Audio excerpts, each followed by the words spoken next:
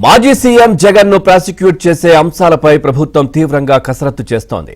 అదాని ముడుపుల కేసులో ఏసీబీ చట్టం కింద కేసు నమోదు చేయవచ్చా లేదా అన్న అంశంపై న్యాయ నిపుణులతో ప్రభుత్వం చర్చిస్తోంది.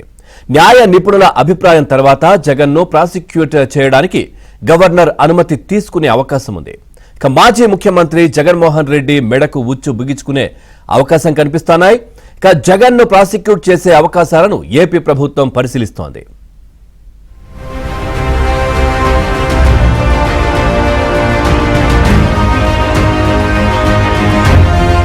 సోలార్ ప్రాజెక్టు ముడుపుల కేసులో మాజీ ముఖ్యమంత్రి జగన్మోహన్ రెడ్డి మెడకు ఉచ్చు బిగుసుకునే అవకాశం కనిపిస్తోంది. జగన్ను ప్రాసిక్యూట్ చేసే అవకాశాలను ఏపీ ప్రభుత్వం పరిశీలిస్తోంది.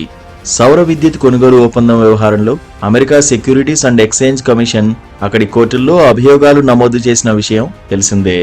అమెరికాలో గౌతమ్ అదానీ తదితరులపై కేసు నమోదు చేశారు.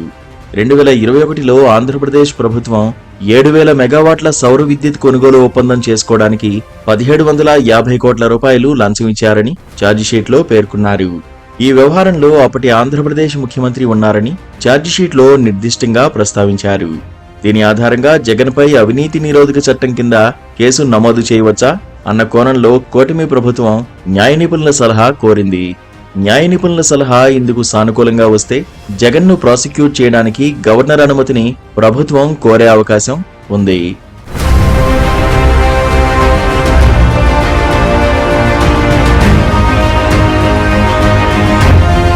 అవినీతి నిరోధక చట్టంలోని 17A అధికరణం ప్రకారం మాజీ సీఎంను అరెస్ట్ చేసి విచారణ జరపడానికి గవర్నర్ అనుమతి అవసరం.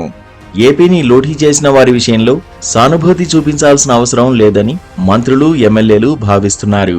తాము దీన్ని తేలిగ్గా తీసుకోవడం లేదన్న సంకేతం ప్రజల్లోకి పంపడం కోసం అసెంబ్లీ సమావేశాల్లో కూటమి పార్టీలు తమ సభ్యులతో మాట్లాడించాయి.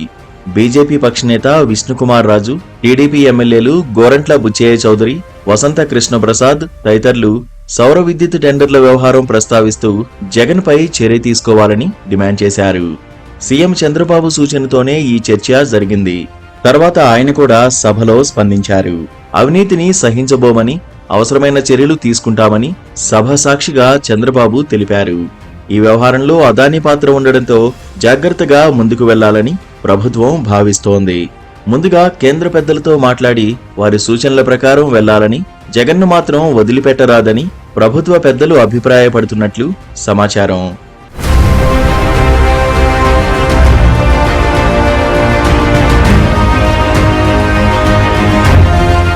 జగన్ ప్రభుత్వం సెకీ ద్వారా సౌర విద్యుత్ కొనుగోలు ఒప్పందం కుదుర్చుకున్నప్పుడే టీడీపీ దీనిపై ధ్వజమెత్తింది.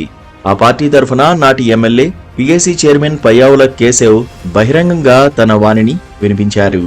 జగన్ కుదుర్చుకున్న ఒప్పందం రాష్ట్రానికి మోయిరాని భారంగా మారుతోందని, తన జేబులు నింపుకోవడానికి ఆయన ప్రజల జేబులు ఖాళీ చేయిస్తున్నారని కేశవ్ అప్పట్లో ఆరోపించారు. ఆయన అంతటితో వదిలిపెట్టకుండా ఈ ఒప్పందంపై కేంద్ర విద్యుత్ నియంత్రణ మండలికి కూడా ఫిర్యాదు చేశారు. మామూలుగా కేంద్ర మండలి రాష్ట్రాల నుంచి రాజకీయ నేతల ఫిర్యాదులను తీసుకోదు. కానీ కేశవ్ పదే పదే అభ్యర్థించడంతో ఆయన ఫిర్యాదును స్వీకరించడానికి అంగీకరించింది. దీంతో ఈ ఒప్పందంపై సవివరంగా తమ అభ్యంతరాలతో ఫిర్యాదు దాఖలు చేశారు. కానీ తర్వాత కేంద్ర నియంత్రణ మండలి ఆ ఫిర్యాదును తిరస్కరించింది. దీంతో కేశవ్ ఈ ఒప్పందాన్ని సవాల్ చేస్తూ హైకోర్టులో పిటిషన్ దాఖలు చేశారు.